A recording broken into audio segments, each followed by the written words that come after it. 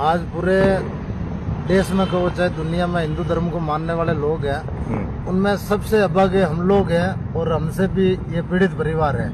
आज राहुल की मम्मी के 6 टुकड़े पड़े हैं और दुनिया लक्ष्मी पूजा कर रही है एम्स मोर्चरी के अंदर। ऐसा तो मुगल काल के अंदर औरंगजेब ने भी इतना क्रूर मौत किसी को नहीं दी होगी। जिस तरह से उस गुलामुद्दीन नाम के कसाई ने इस बहन को काटा था, इसके टुकड़े किए थे, क्योंकि मामला पता नहीं क्या है, लेकिन कल जब हमें मालूम पड़ा भाई 27 तारीख को इन्होंने रिपोर्ट दायर करवा दी थी गुमशुदगी की। इसके बाद में पुलिस हो रही थी और जो राहुल के पिताजी है उन्होंने अपने स्तर पे पता किया टैक्सी वाले का, तब पुलिस ने जाकर उसको पकड़ा तो वहाँ लेके गए तो बताया कोई जलालुद्दीन नाम का ये गुलामुद्दीन नाम का जो बंदा था वो सामने आया था, वो लेके गया और 10 फीट का खड्डा खोद रखा पहले से एडवांस में। और अनीता जी को वहाँ पे पता नहीं किस हाल में तड़पा के मारा होगा। जो ग्राइंडर होता है, ग्राइंडर से काट के 6 टुकड़े किए। और उसके बाद में पुलिस को जब मालूम पड़ा टैक्सी ड्राइवर के मार्फत, तो पुलिस 3 दिन हो गए नींद में सो रही है। आज दिन तक अभी तक हत्यारा गिरफ्तार नहीं हुआ। तो दिन में हम लोगों को जैसे मालूम पड़ा, रात को एम्स हॉस्पिटल गए थे तो रात में बातचीत की भाई सुबह धरना देंगे। सुबह गए तो एम्स के सारे गेट लॉक कर दिए प्रशासन ने अपने मार्फत। आज आपको पता होगा कमिश्नरेट के अंदर जब भी कोई ऐसी अप्रिय घटना हो जाती है, मर्डर हो जाता है, तो जो ईस्ट के अंदर घटना होती है उसको गांधी अस्पताल मोर्चरी में और वेस्ट में होते हैं उसको एमडीएम हॉस्पिटल मोर्चरी में ले जाते हैं। लेकिन इसको जानबूझ के एम्स हॉस्पिटल की मोर्चरी के अंदर लेके गए ताकि वहां पे कंट्रोल में करके किसी को अंदर जाना नहीं दे, धरना खत्म करवा दे।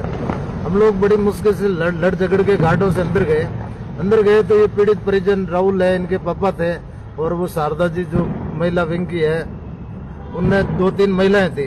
हम लोगों ने कहा तो पुलिस इनके ऊपर दबाव बना रही, बोले साइन करो और बॉडी लेके जाओ। क्यों?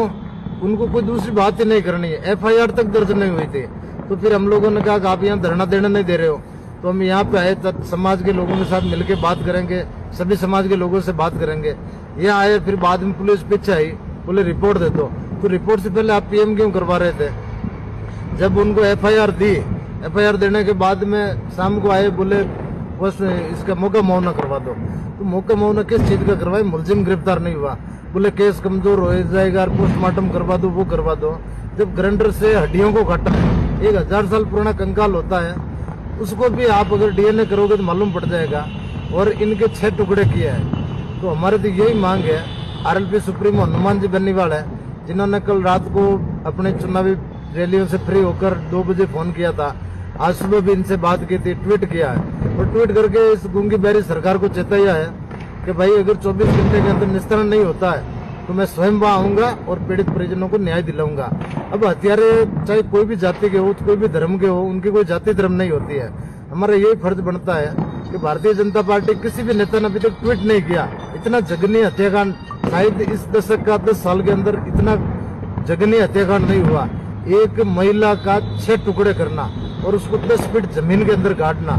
आज दीपावली के दिन दुनिया लक्ष्मी पूजा कर रहे हैं और ये पीड़ित परिजन यहाँ पे बैठे हैं, उनकी मम्मी मोर्चरी के अंदर पड़ी है।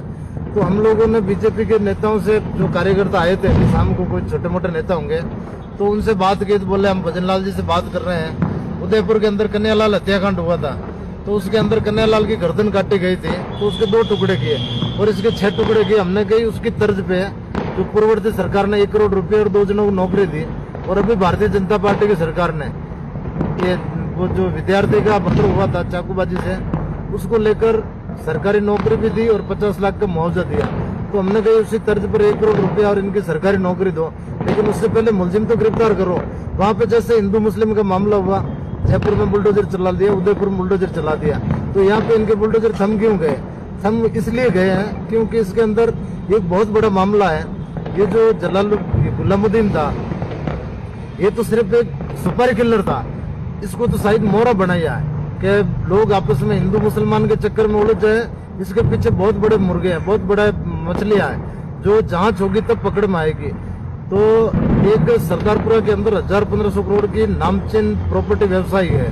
उस व्यवसायी ने डीपीएस के पास में एक कॉलोनी भी काटी थी, वो अपने बेटे के नाम से, और उसने कुछ अवैध रूप से महिलाओं को भी रख रखा है, मकान बना रखे हैं। तो उस आदमी ने, ये राहुल को इनकी मम्मी ने कहा था कि अपने पास कुछ पैसे भी आने वाले, मतलब कोई जमीन का सौदा होगा, उसको लेकर इनका मर्डर करवा दिया गया।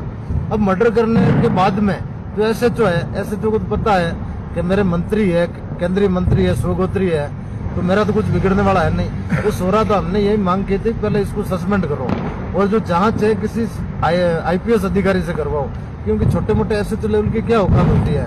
हम लोग यहाँ धरने पे बैठे हैं, कल तक अगर ये मांगे मान लेते हैं तब तो ठीक है, नहीं तो हनुमान जी आएंगे और इस आंदोलन को, आज नया दिन है तो भी हम लोग बैठे तो हैं, लोग तो घरों के अंदर खुशियां मना रहे हैं, लक्ष्मी पूजा कर रहे हैं। और यहाँ पे एक लक्ष्मी जो आज इनके घर में, अगर इनकी माता जी जिंदे होती तो वो भी पूजा करती, वो खुद एक लक्ष्मी थी, उस लक्ष्मी के आज टुकड़े पड़े हैं। तो हम लोग सभी भाई लोग यहाँ बैठे हैं और इस दुख की घड़ी के अंदर परिवार के साथ है। और कल तक अगर नहीं हुआ तो हो सके परसों हमें जोधपुर बंद करना पड़े, सड़कों पर उतरना पड़े। और विपक्ष है वो भी मरी पड़ी है, इतने सारे नाबालिग बच्चों के साथ गैंग रेप हो गए, रेप हो गए, लेकिन कोई कुछ नहीं बोल रहा है। पूरा शहर एकदम चीर निद्रा के अंदर कुंभकर्ण नींद में सो रहा है। हमने तो जो टेचू थाने के अंदर अभी 15 दिन पहले एक मूक बकीर छात्रा के साथ रेप का मामला हुआ था, उसको गर्भवती कर दिया। तो वहां पे अपनी जाति के, चाहे विपक्ष के हो चाहे सत्ता पक्ष के हो, सारे नेता पहुंच गए, धरने प्रदर्शन कर दिए। और आज यहाँ पे कोई ट्वीट करने को तैयार नहीं है, क्योंकि जाति राजनीति से इतनी ज्यादा हैवी हो चुकी है कि नेता जीतने से पहले बातें करता है और जीतने के बाद में कोई ट्वीट नहीं करता है। सिर्फ एक हनुमान बेनीवाल है जो चाहे किसी जाति का हो, अगले ने इतना कह दिया नेताजी ने कि भाई चुनाव छोड़कर मैं इस परिवार को न्याय दिलाने आऊंगा। तो हमारी आखिरी उम्मीद तो हनुमान जी ही, हम लोग बैठे हैं और कल के दिन में पूरे हिंदू समाज के लोगों को, हमें मजबूरन यहाँ तेजा मंदिर के अंदर बैठना पड़ रहा है क्योंकि दूसरी कोई जगह है नहीं। तो कल सब बैठ के बात करेंगे और उसके बाद में आगे का निर्णय लिया जाएगा।